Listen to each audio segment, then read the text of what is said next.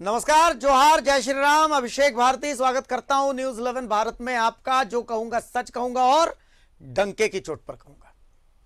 आज कुछ नया देखा होगा आपने। अमूमन नमस्कार जोहार तो रहता है, जय श्री राम नहीं रहता। क्यों नहीं रहता? क्योंकि राम तो इधर रहते हैं। इधर रहने की जरूरत क्या है भाई? जब इधर हैं तो फिर दुनिया को जताने की जरूरत है क्या? ये तो आप तय कीजिए भाई। मुझे ऐसा लगता है, पर्सनल सोच है मेरी, निजी सोच है मेरी, कि राम इधर ही अच्छे हैं।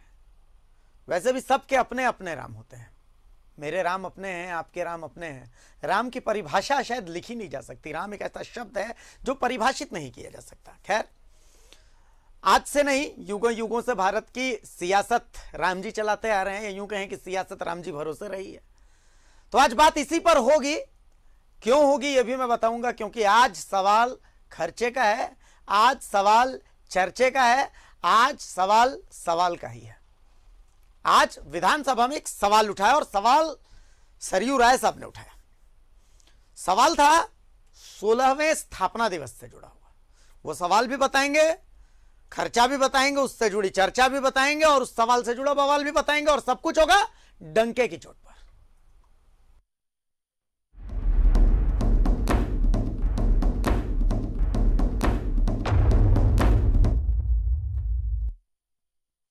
तो सदन के अंदर क्या चल रहा था, सदन के बाहर क्या चल रहा था, इस आपसे कुछ छुपा नहीं है। देखिए, आप जनता है, जनार्दन है।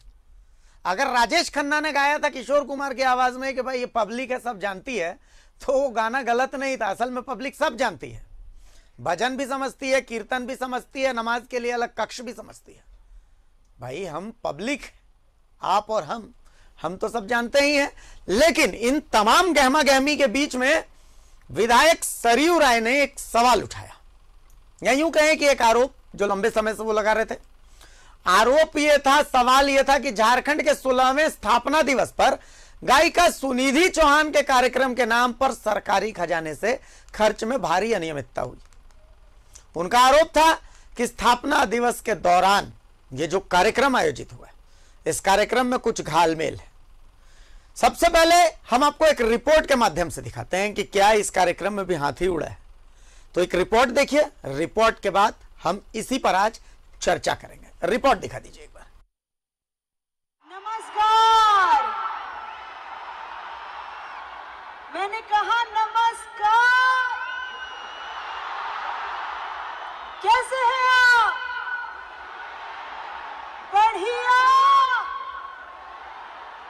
फैंटास्टिक। ये रात याद है जब हवा में उड़ी थी रांची।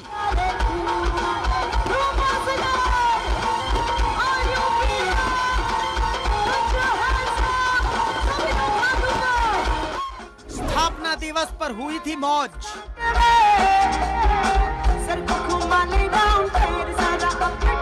16वें स्थापना दिवस की तस्वीर है। जबरदस्त पटाखे फूटे।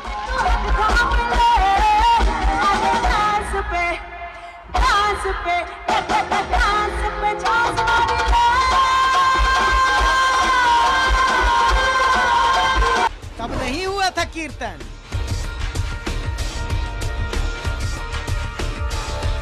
अब उठे हैं सवाल। दे दिए हैं कि एक ही व्यक्ति एक प्रोग्राम 6 नवंबर को कराते हैं और वही दूसरा प्रोग्राम 9 नवंबर को तय करते हैं और एक ही गायिका को बुलाया जाता है महोदय।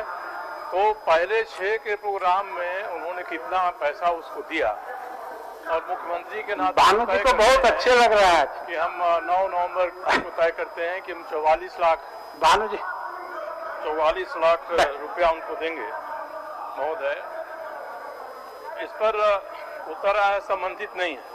क्या संबंध है महोदय? मैंने कागजात माननीय मंत्री जी को दे दिया था। अब तुलनात्मक दृष्टि से मैंने कहा था खंडिका 4 में। माननीय मंत्री जी का जवाब सुन लीजिए। माननीय सदस्य, पूर्व सीएम को हराने वाले ने उठाया सवाल। इसमें एक ही व्यक्ति के गीत के लिए 6 नवंबर को क्या दिया गया है कोई नहीं बता रहा है और 44 लाख एक दिन के लिए दिया गया है। तो ये 44 लाख रुपया अगर हम 9 नवंबर को तय करते हैं तो 6 नवंबर को हम क्या दिए हैं ये तो सामने आना चाहिए, सरकार को बताना चाहिए। दूसरा महोदय कि एयर टिकट के बारे में न फाइल में ऑर्डर है और न एयर टिकट के बारे में कहीं भी आदेश है, नहीं है।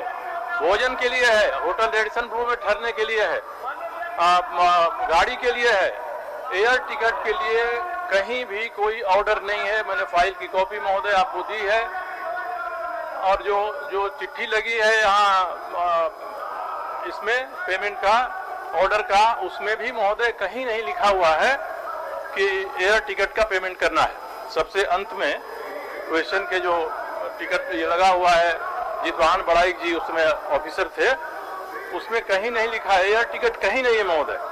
आवास के लिए है और गाड़ी के लिए है महोदय, मगर एक रात के लिए, एक दिन के लिए 58,000 रुपए को पेमेंट। तथ्यों के साथ उठे इस सवाल। महोदय आसन निर्धारित कर दे कि जांच एसीबी से होगी, जांच सदन की समिति करेगी। अच्छा, वो आप मेरे कार्यालय कक्ष में आएंगे, माननीय मुख्यमंत्री जी, संसदीय कार्य मंत्री जी भी आएंगे, हम लोग फिर निर्णय कर लेंगे। जांच में खुलेगा राज। जानना चाहता हूं क्योंकि ये विषय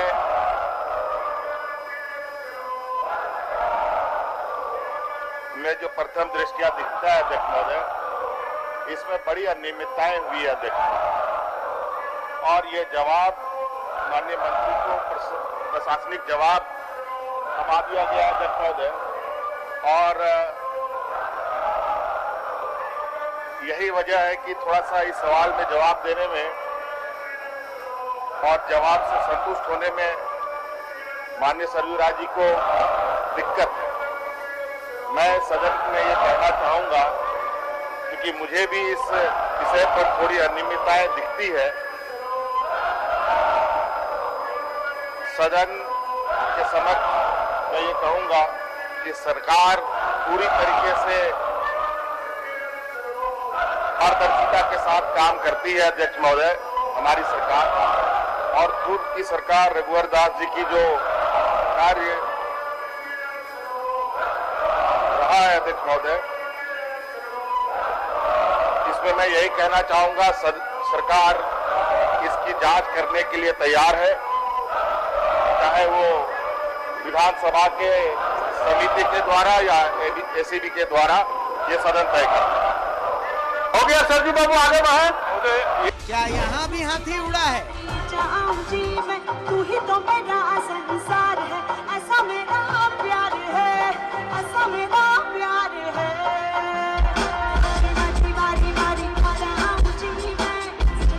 माल महाराज का मिर्जा खेले होली, खर्चा, चर्चा और सवाल। रांची से न्यूज़ 11 भारत के लिए विपिन उपाध्याय के साथ राकेश कुमार और राजेश कुमार की रिपोर्ट। हुई हुई मैं बारी बारी ये हरकत जवानी, ये हरकत जवानी। तो भाई देखिए, सियासत है, सियासत के अपने रंग है।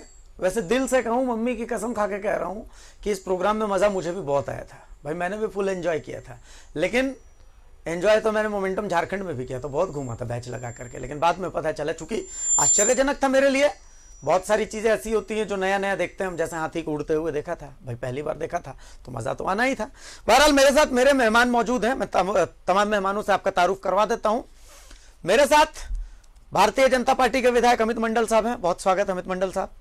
मेरे साथ कांग्रेस के विधायक इरफान अंसारी साहब हैं, बहुत स्वागत है इरफान अंसारी साहब। और मेरे साथ झारखंड मुक्ति मोर्चा के विधायक सुदिव्य कुमार सोनू साहब हैं, बहुत स्वागत है सुदिव्य कुमार सोनू साहब आपका। अब कुछ बातें हैं जिन पर मैं ध्यान दिलाना चाहता हूं। आप तमाम लोग चूंकि सदन के हिस्से हैं, तो आप लोगों ने ये चीजें देखी भी होंगी कि जब सरयू राय सवाल उठा रहे थे, ठीक उसी दौरान भानु प्रताप शाही हनुमान चालीसा पढ़ रहे थे और जोर जोर से पढ़ रहे थे। मेरी बात से आप लोग भी इत्तेफाक रखेंगे, अमित भाई भी रखेंगे, उस समय ऐसा हुआ था। अमित भाई पीछे से आवाज भी आ रही थी। अब जहां तक मैं समझता हूं, देखिए मैं भी एक सनातनी हूं, हिंदू हूं, मैं समझता हूं कि हनुमान चालीसा पढ़ने की एक निश्चित जगह होती है, एक निश्चित हर चीज़ का एक प्रॉपर प्रोसेस होता है। अब यहाँ बैठ करके अगर मैं आप लोगों के सामने बैठ करके यहाँ पर कहूँ कि जय हनुमान ज्ञान गुण सागर जय कपीश, तो आप लोगों को भी थोड़ा अजीब लगेगा कि ना, ये जगह तो हनुमान चालीसा पढ़ने की नहीं है। संभव है आप लोगों के पास अपने कारण होंगे, मैं उस पर मेरा एतराज़ नहीं है। मेरा एतराज़ बस इतना है कि मुझे ऐसा लगता है कि भाई हनुमान चालीसा एक निश्चित जगह पर, और सदन जो है जिन मुद्दों के लिए होती है कम से कम उन मुद्दों की चर्चा वहां पर होनी चाहिए। जैसे ये घोटाला है, अब इस घोटाले को लेकर के चर्चा होनी चाहिए, जांच भी होनी चाहिए। मुझे याद आता है 6 नवंबर 16वें स्थापना दिवस से कुछ 3 दिन पहले का छठ था उस समय, मुझे जहां तक याद आता है सिद्धगोड़ा जमशेदपुर में छठ मनाया जा रहा था। सुनिधि चौहान वहां परफॉर्म करने आई थी। 9 नवंबर की ऐसी कोई प्लानिंग नहीं थी। 7 नवंबर को रघुवर दास उस समय मुख्यमंत्री थे, रांची आते हैं, एक बैठक होती है। उस बैठक में आनंद फानन में निर्णय होता है कि 9 नवंबर को रांची में स्थापना दिवस पर जो कार्यक्रम होगा उस कार्यक्रम में सुनिधि चौहान परफॉर्म करेंगी। जहां तक मेरा सामान्य ज्ञान कहता है कि उस समय सुनिधि चौहान की फीस थी 8 से 9 लाख रुपए। सरयू राय के जो आंकड़े हैं वो आंकड़े कहते हैं कि भाई 44 लाख रुपए उनकी परफॉर्मेंस को लेकर के दिए गए। तो कहीं ना कहीं कुछ गड़बड़ी थी। एयर टिकट का जो सवाल उन्होंने उठाया कि भाई एयर टिकट का कहीं जिक्र नहीं है, तो उसमें भी सवाल ये उठा कि एयर टिकट में कहीं ज्यादा पेमेंट किए गए हैं। तो ऐसा क्यों, मतलब कहीं ना कहीं आपको ऐसा लगता है कि गड़बड़ी की गुंजाइश है? अमित भाई, सबसे पहले मैं आप ही से समझना चाह रहा हूँ। देखिए, ये जो मुद्दा है तो ये मुद्दा है क्योंकि विधानसभा चल रहा है, तरह तरह के मुद्दे आएंगे। ये मुद्दा मेरे ख्याल से प्राइमरी मुद्दा आज की डेट में झारखंड के संदर्भ में नहीं है। क्यों? ये इसलिए प्राइमरी मुद्दा नहीं है क्योंकि आज की डेट में अगर बहस होनी चाहिए, डिबेट होना चाहिए था, टीवी में होना चाहिए था या सदन में होना चाहिए था, वो नई नियुक्ति नियमावली को लेके होना चाहिए। और महंगाई को निश्चित तौर पर हुआ ही उसमें। तो लेकिन जहां तक इस रिपोर्ट की बात है, ये आप कह रहे हैं कि ये घोटाला है, ये विपक्ष सत्ता पक्ष के लोग कह सकते हैं घोटाला है। जैसा आपने कहा उस प्रोग्राम में आप भी थे, मैं भी था उस प्रोग्राम में, बहुत अच्छा प्रोग्राम हुआ था। और ये प्रोग्राम का जो विषय है, खर्च का जो विषय है, आपने एक पहलू तो यहाँ दिखा दिया कि सरयू राय जी ने कहा था। आपने एक पहलू ये भी दिखा दिया कि मुख्यमंत्री जी को भी ऐसा लगता है कि इस पे जांच बैठनी चाहिए। लेकिन जो सरकार है और सरकार का जो महकमा है उसने जो उत्तर दिया, आपने उस उत्तर के बारे में जिक्र नहीं की। उस उत्तर में कहीं ऐसा प्रतीत नहीं होता है कि उसमें घोटाला हुआ। अगर ऐसा होता तो निश्चित तौर पर विभाग इस चीज को मानती अपने उत्तर में। जो उत्तर आएगा वो मैं मानूंगा कि वो 100% वही जेन्युइन चीज है, क्योंकि सरकार की तरफ से वक्तव्य आता है। तो जब सरकार की तरफ से वक्तव्य लिखित तौर पर आता है, उसको आधार मान लिया जाए, तो मुझे ऐसा लगता है कि ये मीडिया का बनाया हुआ प्रोपेगेंडा है। ये जो सत्ता पक्ष में लोग हैं वेंडेटा की पॉलिटिक्स कर रहे हैं, उनको एन केन प्रकारेण भारतीय जनता पार्टी को बदनाम करना है, और इसी चीजों को लेकर इस मुद्दे को उछाला जा रहा है। मैं तो ये भी कहता हूं कि हेमंत सोरेन जी अभी सत्ता में हैं, वो मुख्यमंत्री हैं, मजबूत मुख्यमंत्री हैं, उनका गठबंधन भी मजबूत प्रतीत होता है। हालांकि गठबंधन में इरफान जी बताएंगे कि कितना सही है, कितना गलत है, कितना मजबूत है, कितना कमजोर है। लेकिन आज की डेट में अगर माननीय मुख्यमंत्री चाहे तो इसकी एसीबी से जांच करा ले, सीबीआई से जांच करा ले, जो परफॉर्मेंस दिया उसको भी जेल भेज दे, जिन्होंने ये कैबिनेट से पास कराया उसको भी जेल भेज दे, दर्शक हैं उसको भी जेल भेज दे। तो वो कुछ भी कर सकते हैं, क्योंकि हेमंत सोरेन ने जो बोल दिया वो कानून बन जाएगा। तो कई ऐसे चीजें हैं जिसको आपको देखना होगा और उसके बाद ही एक निर्णय पे आना होगा। अभी मुख्यमंत्री जी ने कहा कि हम एसीबी से हो सकता है इसकी जांच करा ले, निश्चित तौर पर जांच करा ले, और एसीबी के रिपोर्ट के बाद ये ज्यादा तर्क संगत रहता कि इस पे हम लोग डिबेट करते हैं। आज की डेट में मुझे ऐसा लगता है कि सबसे अहम मुद्दा जो राज्य में है वो नई नियुक्ति नियमावली को लेकर है। महंगाई तो है ही है, वो तो अलग, मतलब आप भूल जा रहे हैं आप, तो मैं सोच रहा हूं महंगाई भी। लेकिन जो झारखंड के अगर संदर्भ में देखें, जो झारखंड विधानसभा के अंदर जिस चीज की डिबेट कर सकते हैं, जिसपे हम लोग चिंतन कर सकते हैं, वो नई नियुक्ति नियमावली है। अच्छा। उसको लेकर बहुत सब ऐसे तथ्य हैं जिसके बारे में हम लोगों को चर्चा करनी चाहिए थी। और कई बार ऐसा देखा गया कि जब हम लोग कोई क्वेश्चन कर रहे हैं, मैंने एक ध्यान आकर्षण डाला था, पूछ मैं कुछ और रहा हूं नई नियुक्ति नियमावली में, लेकिन उत्तर मुझे कुछ और मिल रहा है। तो कहीं ना कहीं मुझे ऐसा लगता है कि सरकार तैयार नहीं है नौकरी देने में, और जब सरकार नौकरी देने में तैयार नहीं होती है तो टालने का काम किया जाता है। और मुझे ऐसा लगता है कि जो नकारात्मक सोच सरकार की आज की डेट में है, वो नई नियुक्ति नियमावली को लेकर, झारखंड के बेरोजगारों को लेकर, 5 लाख सरकारी नौकरियों को लेकर, अस्थायी को स्थायी को लेकर, और तमाम मुद्दों को लेकर, तमाम मुद्दे को लेकर क्लियर नहीं है कि सरकार क्या करना चाहती है। और निश्चित तौर पर विधानसभा एक ऐसा प्लेटफॉर्म है जहां हम चीजों की चर्चा करते हैं, वो चर्चा होनी चाहिए थी। लेकिन बीच बीच में आप देखिए कि झूठ मूठ के मुद्दे को ले दिया जाता है। नमाज का मुद्दा ही है, मान लीजिए, आप बोल रहे हैं नमाज का ही मुद्दा है, तो वो कोई मुद्दा ऐसा है नहीं, लेकिन आप जब लिखित तौर पर दे देते हैं मैं दोनों के कि पास आ रहा हूं। नमाज के लिए कक्ष अलॉट किया जाए, वो मुद्दा बन जाता है। हम ये चाहते मुद्दा हैं तो आप ही कि ने बनाया है हम इसको। चाहते हैं कि एयरपोर्ट हो, सार्वजनिक जगह हो, या कहीं पे भी आप देखेंगे नमाज को लेकर बोला जाता है प्रेयर रूम। उसमें आप अगर न्यूट्रल बात करते हैं, अगर आपको तुष्टिकरण की राजनीति नहीं करनी होती, तो आप उसको एक प्रेयर रूम का नाम देते हैं, ताकि हर एक वर्ग के लोग, चाहे वो जैन हो, हिंदू हो, मुसलमान हो, वो जाकर अपने अपने तरीके से अपने भगवान को याद करते। लेकिन आपने तुष्टिकरण से प्रेरित होकर जब आपने एक लेबल दे दिया वहां पे नमाज रूम, तो मुझे लगता है कि विवाद वहीं से चालू हो जाता ठीक है, वो- और इन विवादों से लोगों को परहेज करना चाहिए। नई नियुक्ति नियमावली आज की डेट में सबसे अहम मुद्दा है, महंगाई नहीं है। चर्चा इसमें होनी चाहिए। महंगाई मैंने पर बोला नहीं कि होनी तमाम चाहिए। मुद्दों को लेकर, हाँ। लेकिन महंगाई पर आकर के आप थोड़ा सॉफ्ट हो जाते हैं। मैं एक बार सुदीप जी के पास आ रहा हूँ। मैं देखिए, तमाम मुद्दों को लेकर बात कर रहा हूँ। मैं एक बार मुझे ऐसा सुदीप जी के लगता पास, है सुदीप कि जी नई नियुक्ति कुछ नियमावली कहना पर चाह रहे ज्यादा हैं। चर्चा करनी महंगाई देखिए, मैं कुछ आप बोले उससे पहले मैं कह रहा हूँ कि देखिए बहुत बहुत बहुत धन्यवाद हाँ। इस परिचर्चा में शामिल करने का। और मैं माननीय विधायक अमित मंडल जी की बातों को सुन रहा था। इस एक चर्चा में 3 विषय निकल कर चले आए।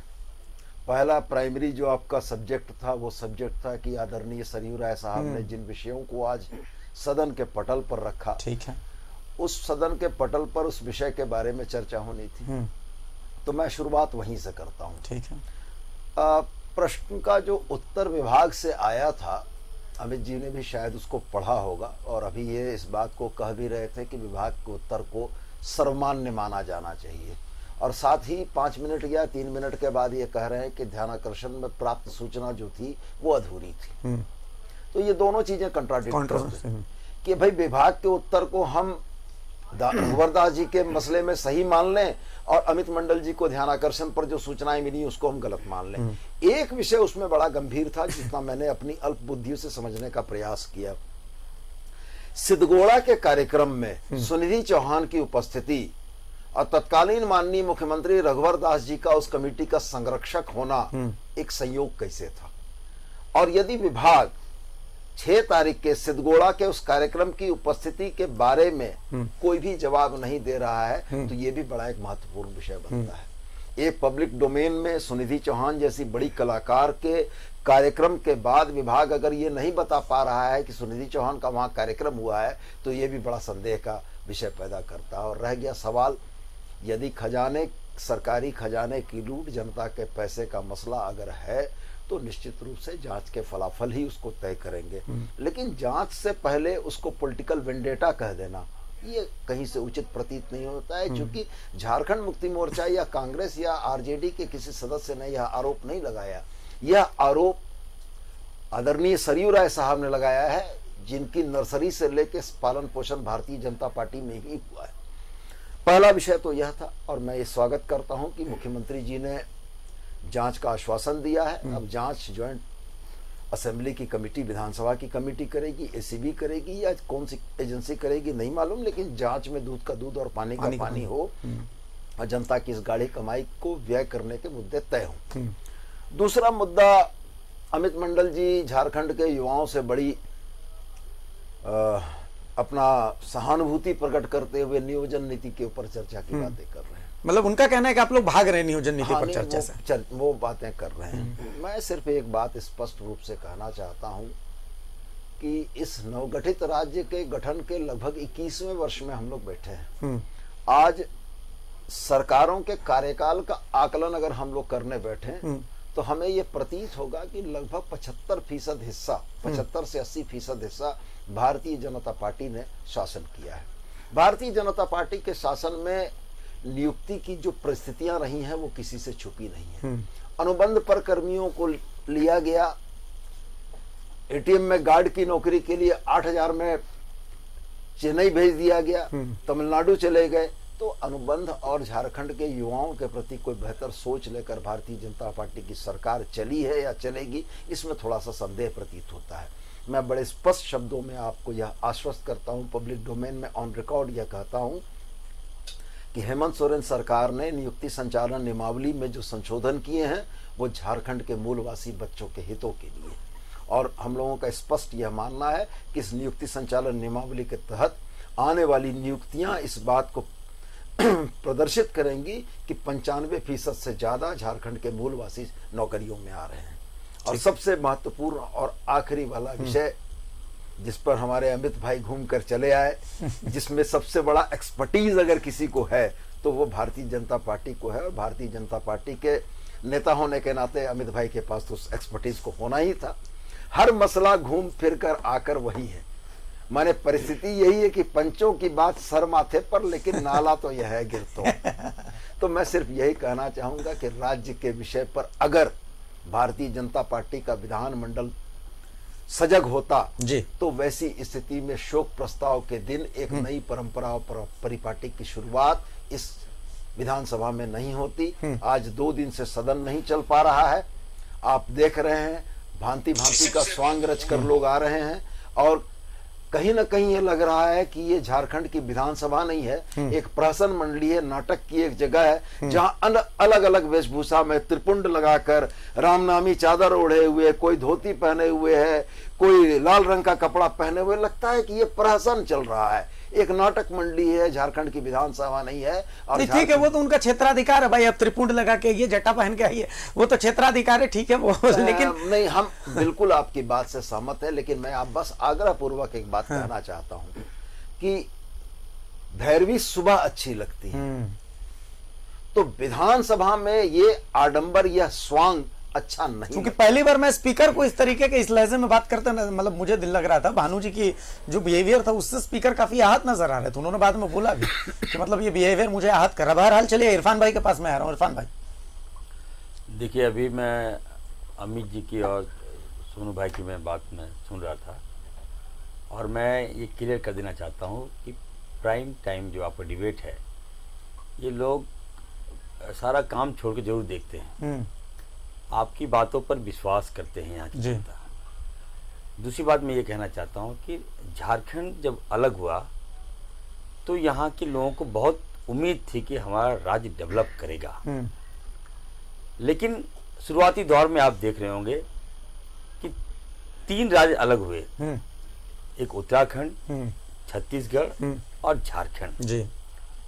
उत्तराखंड में पहली सरकार कांग्रेस की बनी, छत्तीसगढ़ में पहली सरकार कांग्रेस की बनी जी।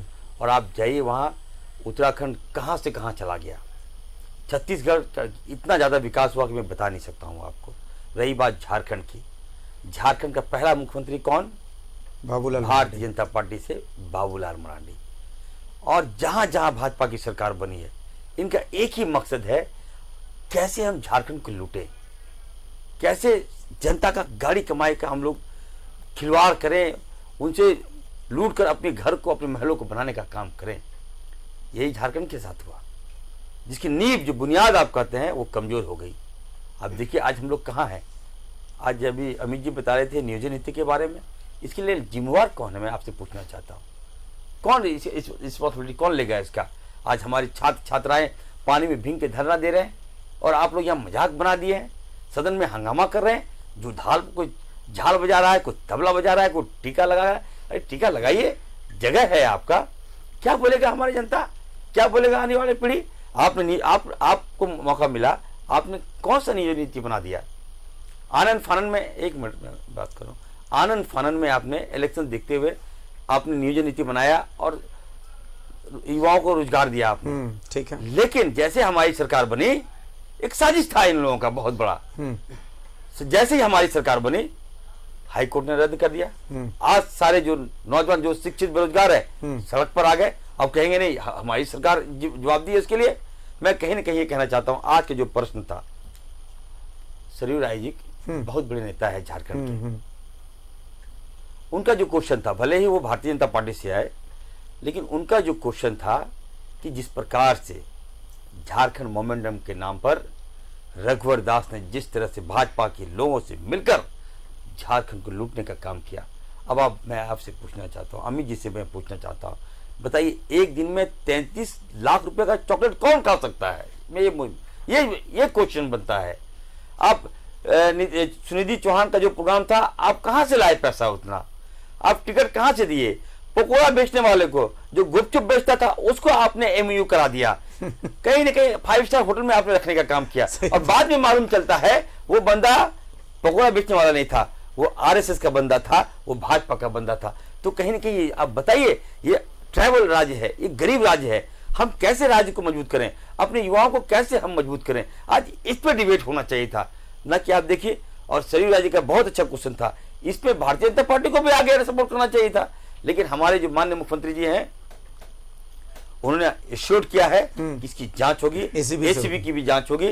तो निश्चित तौर पर मैं कहूंगा कि जल्द से जल्द जांच हो, और जो दोषी है, चाहे वो नेता हो या पदाधिकारी, उस पर कठोर से कठोर कार्रवाई होनी चाहिए। ये मेरा भी मांग है। दूसरी बात मैं कहूंगा, देखिए इरफान अंसारी, डॉक्टर इरफान अंसारी, मैं राजनीतिक में आया हूं, मैं आपके चैनल के माध्यम से तमाम झारखंड वासियों को मैं कहना चाहता हूं, मैं राजनीतिक में, ये भी विदेश से पढ़ के आया, अमित जी भी विदेश से पढ़े, मैं भी विदेश से पढ़ के आया हूँ।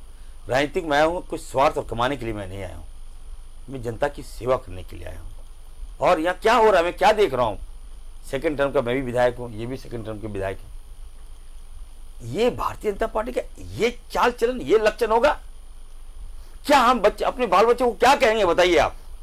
क्या आचरण है इनका? क्या एक जो जनता का मंदिर है, जो हम विधायकों का जो मंदिर है, वहां हम लोग क्या कर रहे हैं? आपको मुद्दे पे आना चाहिए था। आप अगर निजी नीति की बात करते हैं, आप सदन में लाते, हम लोग सपोर्ट करते हैं। अगर आप इतने हितैषी थे तो आज झारखंड में देखिए क्या हो रहा है, पलायन का विषय है, हमारे छात्र छात्राओं को, हमारे पारा टीचर को, हमारे एएनएम जीएनएम, इसका क्वेश्चन आप लाते, हम लोग आपको सपोर्ट करते। लेकिन ये मुद्दा ये लोग नहीं लाएंगे। इनको एक ही मुद्दा है कि किस तरह से डिवाइड एंड रूल। मैं तो ये कहना चाहता हूं, अंग्रेज से भी खतरनाक भाजपा है। अंग्रेज ने इस देश को दिया, लेकिन भाजपा जब से आई है, ये देश को तोड़ रही है और देश को बेचने का काम कर रही है। अब हमारे युवाओं पर छुरा भोंकने का, खंजर भोंकने का काम भाजपा कर रही है। इसके लिए मैं कहना चाहता हूं, कम से कम मैं भारतीय जनता पार्टी के 3 दिन समय बचा हुआ है, कम से कम सद्बुद्धि दे।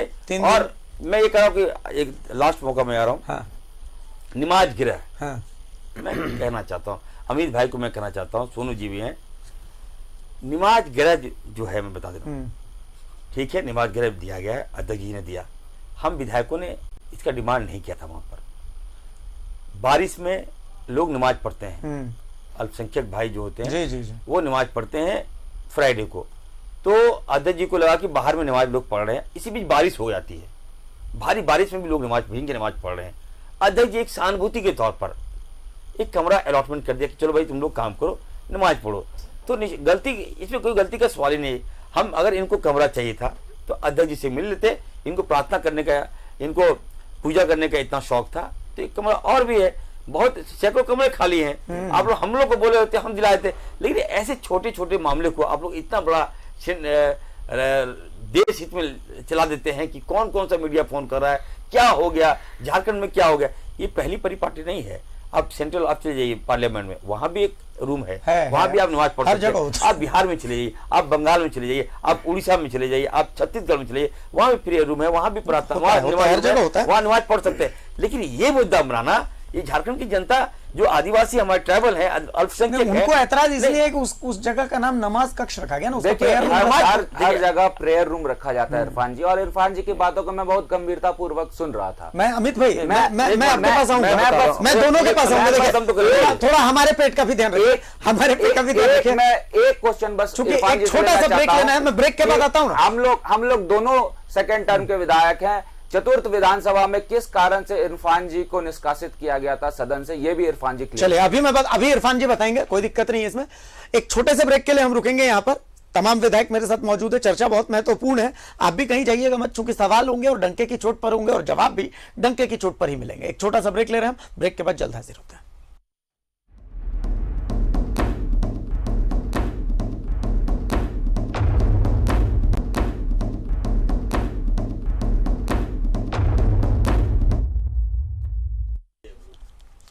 ब्रेक के बाद एक बार फिर स्वागत है आपका। देखिए फिर से मैं प्रोग्राम शुरू होने से पहले कह रहा हूं जय श्री राम। अमूमन ये बात नहीं कहता, क्यों? क्योंकि मेरे दिल में श्री राम रहते हैं, और जब दिल में श्री राम है तो मुंह पर लाने की जरूरत क्या है, दुनिया को दिखाने की जरूरत क्या है। लेकिन जय श्री राम कहने का मतलब ये तो जरूरी नहीं कि मैं आपसे भी अपेक्षा रखूं कि आप भी राम कहें। भाई अगर दुनिया में राम भक्त हनुमान हैं तो दुनिया में रावण भी है। कोई ज़रूरी ऐसा तो नहीं है कि रावण जो है उनको जीने का अधिकार नहीं है, ठीक है, संभव है वो अपनी ज़िंदगी जिए, बाकी फैसला करने के लिए राम है, सबका फैसला वही करते हैं। अमित मंडल हमारे साथ मौजूद हैं, बीजेपी विधायक डॉक्टर इरफान अंसारी मौजूद हैं, कांग्रेस विधायक और सुदिव्य कुमार सोनू मौजूद हैं, जेएमएम विधायक। मैं अमित मंडल साहब के पास आ रहा हूं। अमित मंडल साहब कुछ कहना चाह रहे थे? नहीं, देखिए, मैंने एक क्वेश्चन थ्रो किया था इरफान जी ने कि हम लोग दोनों चतुर्थ विधानसभा में थे। मैंने बस इतना ही छोटा सा सवाल इनसे पूछा था कि आपको किस आचरण की वजह से चतुर्थ विधानसभा में निष्कासित किया गया था, ये जनता को बता दे बस। ठीक है, चलिए। किस आचरण की वजह से? देखिए, इरफान अंसारी को आचरण से मत जोड़िए, मेरा आचरण सबसे अच्छा है। और दूसरी बात मैं ये कहूँगा कि निश्चित तौर पर अमित जी ने जो सवाल मुझसे पूछा है, आपको याद होगा कि झारखंड में यहाँ सबसे बड़ी आबादी आदिवासियों की है, ठीक है, दूसरी आबादी अल्पसंख्यकों की है, उसके बाद अन्य लोगों की आबादी है। रघुवर दास जी भाजपा के ऐसे मुख्यमंत्री हमको लगता है जो झारखंडी नहीं थे। He belongs from Chhattisgarh, other state, Chhattisgarh. ये राज्य का सबसे बड़ा दुर्भाग्य था। ठीक है, यहाँ की भोली भारी जनता विश्वास करती है भारतीय जनता पार्टी, जो कह देता है लोग, कोई भी पार्टी कुछ कहा वो देखता नहीं कि कौन क्या है। जब बातें आगे बढ़ जाती है, जब आप उनके सपनों को चकनाचूर करते हैं, तब लोग सचेत हो जाते हैं कि क्या हमने क्या गलत किया, क्या सही किया। तो रघुवर दास झारखंड का मुख्यमंत्री बनना एक बहुत बड़ा प्रश्न चिन्ह था और एक क्वेश्चन मार्क था कि क्या हम लोग बाहर के लोगों को यहाँ मुख्यमंत्री कैसे बना सकते थे। जब वो मुख्यमंत्री बने, देखिए इनका मकसद एक ही था कि किस तरह से झारखंड के रिसोर्सेस को हम लोग लूटें, खनिज संपदा को कैसे लूटें और यहाँ की जमीन को कैसे लूटें। अच्छा, एसपीटी एक्ट में बता रहा हूँ, मेरी कुछ आप आने दिए। सीएनटी एसपीटी एक्ट जिसको अंग्रेजों ने दिया था ये प्रावधान कि नहीं, आपकी जमीन नहीं बिकेगी, लेकिन इन लोग साजिश के तहत जहां आदिवासियों की जमीन है, जहां कोयला है, जहां लोहा है, जहां मैग्नीज है, वहां पर आदिवासियों को बेदखल करो, ऐसा एक्ट ला रहे थे वो लोग। आदिवासियों की जमीन छीनो, मूलवासियों की जमीन छीनो, बेगर करो और अपना जो है वहां से जो खनिज संपदा निकाल के बाहर भेजो। इसके लिए मेरी बात सुन लीजिए। जी, बोलिए। हमने इरफान अंसारी ने, देखिए मैं कोई ऐसा नहीं कि मैं नहीं, कोई आपकी मैं ये कर रहा हूं, मैं आ रहा हूं। मैं इरफान भाई, बहुत इंटरेस्टिंग सा सवाल एक सोशल मीडिया पर आया है मेरे किसी मित्र, अमित भाई, बहुत इंटरेस्टिंग सवाल उन्होंने पूछा है सोशल। एक बार सुन लीजिए इरफान भाई, बड़ा इंटरेस्टिंग सवाल है। बोलिए सर। एक किसी मित्र ने सोशल मीडिया, फेसबुक ट्विटर पे भी हमारा प्रोग्राम लाइव होता है, तो उन्होंने पूछा है कि अमित भाई आज भक्ति कर रहे थे बाहर में, मतलब भगवा वस्त्र धारण किए हुए थे क्या अमित भाई आज? तो उनका सवाल यह है कि अमित भाई ने आज लंच में क्या किया था। उनका यह आरोप है कि आज भी उन्होंने भगवा वस्त्र पहना है, कल भी उन्होंने भगवा वस्त्र पहन करके भगवान त्रिपुंड उपुंड लगा करके और अपने नॉनवेज खाया आज लंच में। नहीं, आज मैंने भगवान पहना ही नहीं था, मैंने ब्लैक पहना था, कुर्ता पहना था। बिल्कुल। इरफान जी ने माइक फेंक कर स्पीकर को मारा था, जिसके कारण निष्कासित हुए। मेरी बात आपने ये जवाब नहीं दिया अमित भाई। वो बोल रहे कि आपको वीडियो है नॉनवेज खाते हुए। इनके मुंह से आचरण शब्द ठीक नहीं लगता है। दूसरी बात, मैं दूसरा क्वेश्चन इरफान जी से पूछूंगा। इरफान जी, नई नियुक्ति नियमावली जो आई है उसमें स्थानीय की परिभाषा क्या है? देखिए मेरी, आप पूछिए। मेरे सवाल का आपने जवाब नहीं दिया अमित भाई। देखिए इतना मेरे सवाल का जवाब दे दीजिए ना। आप इरफान भाई से क्यों सवाल पूछ रहे हैं? मैं नॉनवेज सवाल पूछना तो मेरा काम नॉनवेज खाता ही नहीं हूँ। हाँ। नॉनवेज खाता ही नहीं हूँ। उनका यही आरोप, मेरे को बड़ा आश्चर्य हुआ। अब इरफान जी ये बताएं कि नई नियुक्ति नियमावली बनी है, इसमें स्थानीयता का आधार उन्होंने क्या किया है? ना इरफान जी एक बार सुदेव जी कुछ कहना चाह रहे हैं एक बार। हाँ, पहली बात तो मेरा एक आग्रह जरूर रहेगा कि डिबेट में जो व्यक्तिगत प्रश्न पूछे जाते हैं वो कहीं से उचित नहीं। हाँ, उचित नहीं, बिल्कुल है ना। डिबेट में व्यक्तिगत प्रश्न अच्छे नहीं लगते। नहीं, ये व्यक्तिगत प्रश्न नहीं है, आचरण पे सवाल पर ये आचरण पे सवाल है। नहीं, आचरण पे आपने सवाल किया। अब ये रिकॉर्ड में है ना। अच्छा सुनिए ना, ये ठीक है, आपने आचरण पर सवाल पूछा। मैं एक सवाल पूछूं, मैं अमित जी से सवाल पूछूं, बुरा नहीं माना? एकदम पूछिए। अमित जी की पिछली और 2 पीढ़ियों के साथ मेरे व्यक्तिगत संबंध रहे हैं। अमित जी के दादा से व्यक्तिगत संबंध रहे हैं, इनके पिताजी से मेरे व्यक्तिगत संबंध रहे हैं, और अमित जी के दादाजी झारखंड मुक्ति मोर्चा के विचारधारा से प्रेरित ओतप्रोत व्यक्ति रहे हैं। इनके पिताजी शुरुआती दिनों में झारखंड मुक्ति मोर्चा में रहे। अब मैं ये पूछूं कि मुक्ति मोर्चा की विचारधारा और जो आपको नेतृत्व, विरासत में मिली थी, आप क्यों जा रहे हैं? मैं ये कोई छिपी बात नहीं है, ये पूरे दुनिया को पता है कि 2 टर्म विधायक रहे मेरे दादाजी, जेएमएम से रहे। मेरा ये पिताजी भी मेरे जेएमएम पार्टी में शुरू में रहे और आपके साथ दोनों ने मिलकर काम किया, वो अलग विषय है। उससे आचरण मैं बोल रहा हूँ विद इन दी हाउस। अच्छा मेरी बात सुनिए अमित भाई, और मेरा एक सवाल है, एक सवाल, सिर्फ एक सवाल है, एक सवाल का मेरा खाली जवाब, छोटा सा सवाल है। नई नियुक्ति नियमावली में आपने स्थानीय का आधार क्या बनाया इरफान जी, बस इतना बता दीजिए। मेरी बात मैं बता दूं, मैं बता देता हूँ। नहीं, हमसे पूछा गया, मैं बता देना चाहता हूँ। नई नियुक्ति नियमावली में नियमावली देखिए नियमावली को छेड़छाड़ इन लोगों ने किया। मैं पूछ रहा हूँ कि आपने 18 साल, सुनिए ना, 18 साल आपने राज किया इरफान जी, तो आपने क्या किया? राज किया, छोड़ दीजिए, राज के लिए आपने क्या किया? इसलिए हम लोग विपक्ष में बैठे हैं, इसलिए हम लोग विपक्ष में बैठे हैं, वो बात छोड़ दीजिए। तो आपने जो वादा किया, क्या उसके अनुरूप आपने स्थानीयता को डिफाइन किया? बस इतना ही बता दीजिए। देखिए हमारी सरकार, सुधीर जी इसका जवाब दे रहे हैं ना, हम सुधीर जी बोलिए ना। हम बेहतर बोल देते हैं। हाँ बताइए ना। नहीं, इनको बोलने, ये भी आपके सहयोगी रहे। आपके कोई बात है अमित भाई, ये तो डिबेट में मैं बैठा हूँ तो मैं तय करूंगा। मेरी बात को सुनिए, चलिए सबसे पहले इस हैंगओवर से बाहर निकलने की जरूरत है कि नीतियां 2 हैं, एक स्थानीय नीति है और एक नियोजन नीति। ठीक है, नियम जाहिरा तौर पर हेमंत सोरेन की सरकार ने नियुक्ति संचालन नियमावली में संशोधन किए हैं। ठीक है, स्थानीय नीति को परिभाषित नहीं किया, अभी नहीं किया है। अब रह गया सवाल कि जिन प्रश्नों को ये पूछ रहे हैं, हमारा स्पष्ट उसमें जवाब एक ही बात का है कि झारखंड राज्य के 3 सेक्शन SC, ST और OBC, इनके लिए आरक्षण के प्रमाण पत्र के बनाने की प्रक्रिया निर्धारित है। ठीक है, तो निश्चित रूप से वो उस जगह पर है। अब रह गया सवाल, हम लोगों ने यह महसूस किया कि कोई एक फिल्टर हमें चाहिए था कि पड़ोसी राज्य के लोग आकर झारखंड में जो नौकरियों को ले जा रहे हैं उसको कैसे रोका जाए। मैं पूरी बात, मैं व्यक्तिगत बात अपनी कर रहा हूं। मेरे विधानसभा में खुखरा एक जगह है, खुखरा में बंगाल के 2 टीचर प्रशिक्षित होकर आए हैं आदरणीय रघुवर जी के कार्यकाल में, और परिस्थिति ये है कि उन लोगों ने बंगला छोड़ा के ना हिंदी आती है ना खोरठा आता है, वैसे लोग बहाल हुए हैं। और हाई स्कूल के टीचरों की बहाली का आंकड़ा अगर आप निकालेंगे तो स्पष्ट दिख जाएगा। सरकार ने 2 बिंदुओं पर कैच लगाने का प्रयास किया। हेमंत बाबू ने यह देखा कि सबसे पहला तो हम ये कर दें कि जो 10वीं 12वीं झारखंड के भूभाग से पास किए हुए लोग होंगे वही एलिजिबल होंगे कि यहाँ पर वो अप्लाई कर पाए, पहला। दूसरा, हम लोगों ने बड़े सदाशयता से और खुले दिल से, बगैर किसी वर्ग को ध्यान रखे हुए, सिर्फ झारखंडी मूल की भावना का सम्मान करते हुए क्वालिफाइंग सब्जेक्ट हिंदी और अंग्रेजी रखा कि हिंदी और अंग्रेजी में आप 30% अंक ले आते हैं तो आप एलिजिबल हो जाते हैं सेकंड के लिए। हाँ, सेकंड पेपर में जो मेरिट का अंक जुड़ेगा उसमें हम लोगों ने यह पाया कि यदि हिंदी, जो कि क्वालिफाइंग सब्जेक्ट है, रिपीट होता है तो वैसी स्थिति में हिंदी के चलते हरियाणा के, छत्तीसगढ़ के, मध्य प्रदेश के, उत्तराखंड के अखिल भारतीय स्तर पर उस परीक्षा का स्वरूप हो जाएगा। हम लोगों ने बड़ी सोच विचार करके, विमर्श करके 4 क्षेत्रीय भाषाएं, 5 जनजातीय भाषाएं और 3 वैसी भाषाएं जो झारखंड में बोली जाती हैं, इनको हम लोगों ने रखा। अलावे इसके हम लोगों ने उसमें एक क्लॉज और डाला कि अभ्यर्थी को झारखंड की भाषा, रीति रिवाज का ज्ञान होना अनिवार्य है।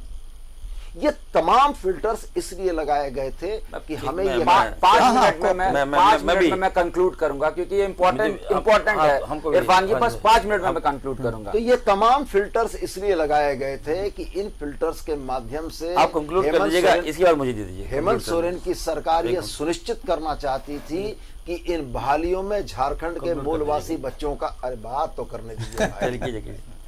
हाँ, ये हेमंत सरकार सुनिश्चित करना चाहती थी कि झारखंड की बहालियों में यहाँ के मूलवासी के बच्चे ही आ सके। क्योंकि पिछली बहालियों में हम लोगों ने स्पष्ट इस बात को देखा था कि जब मेधा निर्धारण का मसला बनता था, मेधा निर्धारण के मसले पर इतनी बड़ी विसंगतियां थी अभिषेक जी, जब मैं आपको बताऊं, यदि आप और हम एक प्रतियोगी परीक्षा में शामिल होने जा रहे हैं और हमारे आपके दोनों के अंक अगर बराबर हो गए तो इनके कार्यकाल में मेधा निर्धारण का जो तरीका बना था वो तरीका ये बना था कि अल्फाबेटिक, चूंकि आप ए हैं और आप एस हैं, हम ऐसे हैं, तो वरीयता आपको ए को मिल गई और समान अंक लाके वरीयता सूची में हम छट गए।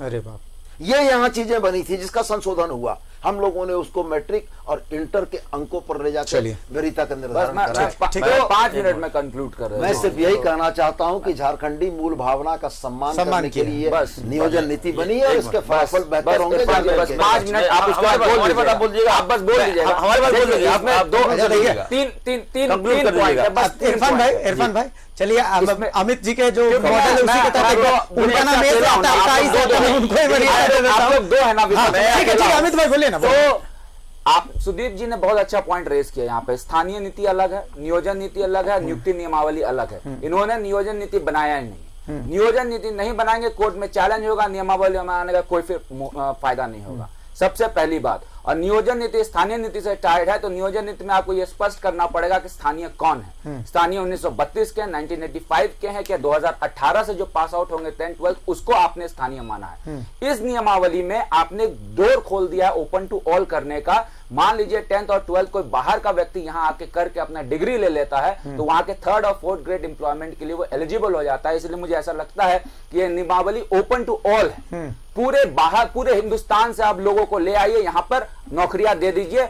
आपने क्या क्या 1932 का खतियान कर क्या दिया आपने, ओपन टू ऑल। ठीक। दूसरी बात, इस नियमावली में आपने जब 10th और 12th को बैरियर बना दिया और ये बोल दिया कि अनारक्षित वर्ग के व्यक्ति खतियानधारी होने के बावजूद, यदि मैं खतियानधारी भी हूं उसके बावजूद अगर 10th और 12th मैंने बाहर से किया है, तो आप यहाँ के 3rd 4th ग्रेड एम्प्लॉयमेंट में ऑप्शन नहीं ले पाएंगे। हाई कोर्ट में मसला जाएगा और हाई कोर्ट में यह मुद्दा स्टैंड हो जाएगा। आर्टिकल कॉन्स्टिट्यूशन की, संविधान का आर्टिकल 14 और 16 का घोर उल्लंघन है ये, और ये हाई कोर्ट में मुद्दा खड़ा हो जाएगा। वैकेंसीज आएंगी, हाई कोर्ट जाएगा, फिर वही हो जाएगा कि हाई कोर्ट में मसला फंस जाएगा। दूसरी बात, टेट आपको याद होगा जेटेट 2016 में हुआ था, उसमें अंगिका और भोजपुरी ऑप्शनल सब्जेक्ट थी, और उस ऑप्शनल सब्जेक्ट को आपने नियमावली में क्यों हटाया? इसलिए हटाया क्योंकि आपको पूरे राज्य की जानकारी नहीं है। आपको यह जानकारी नहीं है कि अंग प्रदेश जो झारखंड में स्थित है उसका गोड्डा पार्ट है, साहेबगंज पार्ट है, दुमका पार्ट है। और दुर्भाग्य का बात यह है कि मुख्यमंत्री जी का भी गोड्डा जिला पड़ता है जहां अंगिका वासी लोग हैं। नियमावली में आपने क्या कर दिया? नियमावली में आपने 30% मैंडेटरी कर दिया है द्वितीय विषय में कि आपको क्षेत्रीय भाषा में 30% मैंडेटरी आना ही पड़ेगा। मान लीजिए कि कोई गोड्डा का लड़का है, वो क्या संथाली में दे पाएगा, या हो में दे पाएगा, खोटा में दे पाएगा, किसमें वो देगा? उर्दू में दे पाएगा? नहीं दे पाएगा। और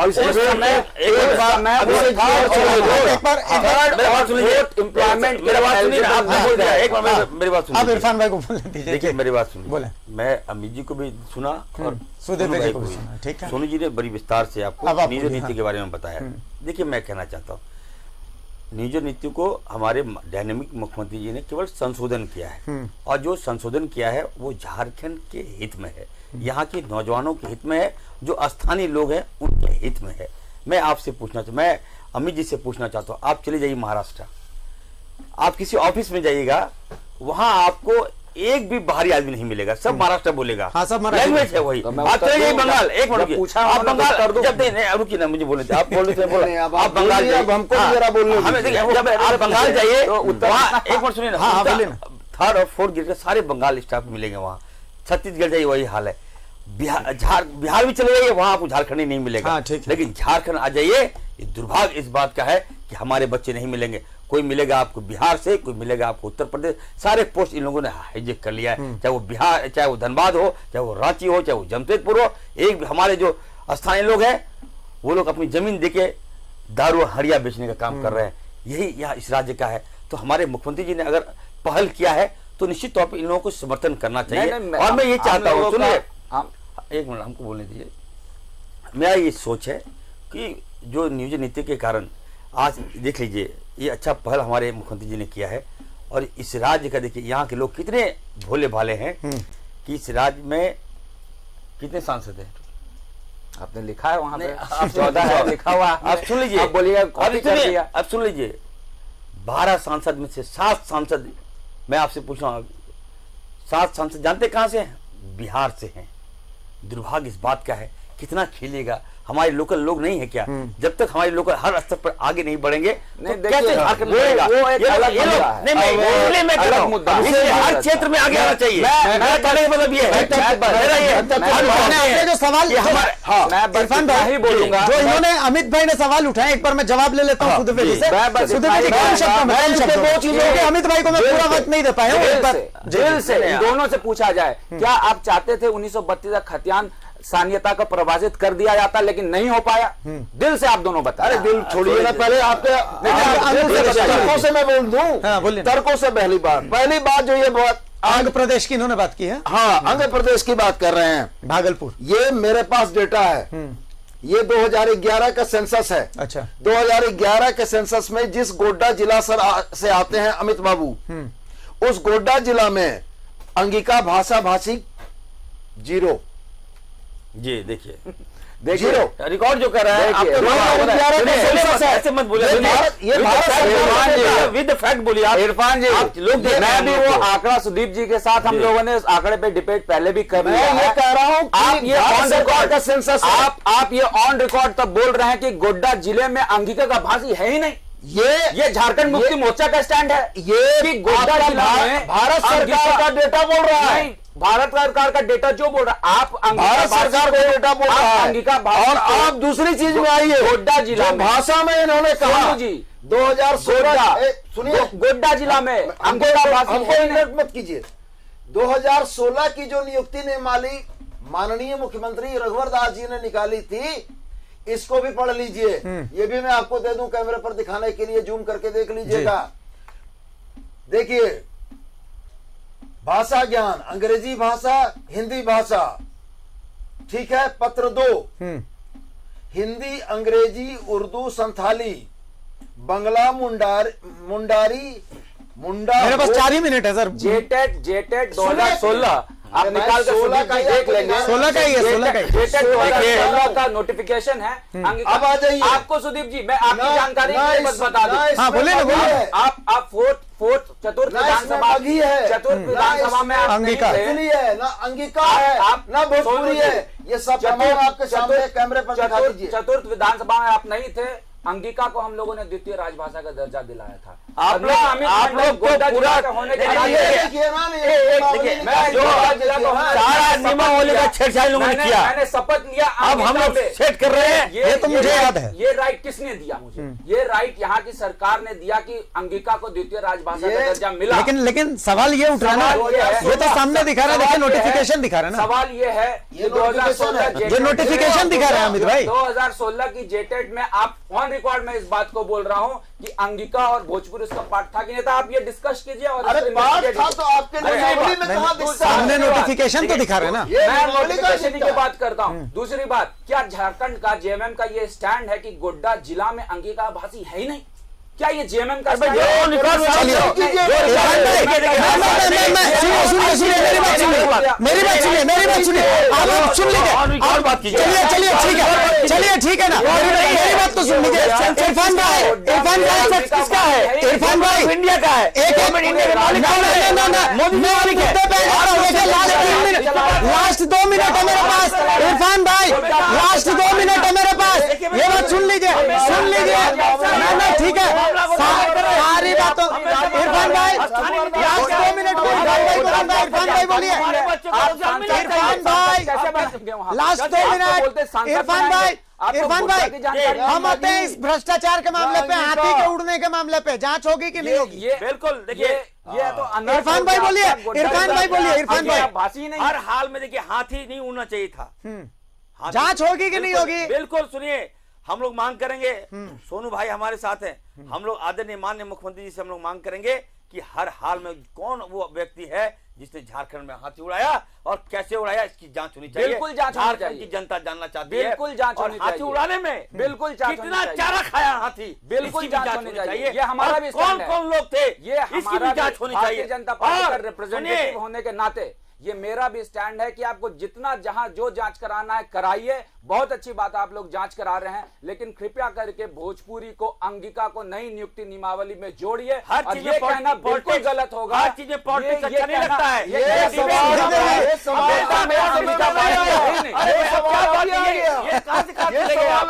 2016 हवाई फायरिंग करने लगे भाई। आप गोड्डा सुधीर चले जी, कहाँ चले मुद्दे गए? पर ये एक फाइनल झारखंड का जवाब बात आपसे भी यही है। देखिए, एक आज फाइनल तक जवाब भारत की सुधीर बात नहीं सुधीर किया। सोनू साहब से NNGLM की सुधीर बात नहीं साहब किया। इस मामले में जांच होगी। ये बात नहीं हाँ करेंगे। बिल्कुल, मैं सहमत हूं कि आज अगर आदरणीय रघुवर दास जी ने इस गंभीर विषय को सदन के संज्ञान में लाया है, सरयू राय जी ने तो जांच हो। हाँ, सरयू राय साहब ने जांच इसकी हो और दूध का दूध और पानी का पानी चलिए हो। चलिए, बहुत आप धन्यवाद। सभी लोगों का बहुत बहुत शुक्रिया, बहुत बहुत धन्यवाद। अमित भाई बहुत शुक्रिया, सुदीप जी बहुत शुक्रिया, इरफान अंसारी साहब। अंगिका को हाँ नई नियुक्ति नियमावली में जोड़े सुदीप जी, यहाँ इरफान जी जोड़े। चलिए प्लीज एक बहुत बार बहुत शुक्रिया, बहुत शुक्रिया आप तमाम लोगों का, बहुत शुक्रिया आप तमाम लोग। देखिए मेरे सामने मेरे मेहमान जितने हैं फ्रेम छोड़ करके बाहर आ गए हैं भाई। समय चूंकि डिबेट का मुद्दा ऐसा है, मैं बस इतनी सी रिक्वेस्ट करूंगा आप तीनों लोगों से कि सदन में बस जनहित के मुद्दों पर चर्चा करें। बहुत शुक्रिया, बहुत मेहरबानी भाई। देखिए जो गलत हुआ है वो सामने आना चाहिए। तो जल्दी हम उम्मीद करते हैं कि इस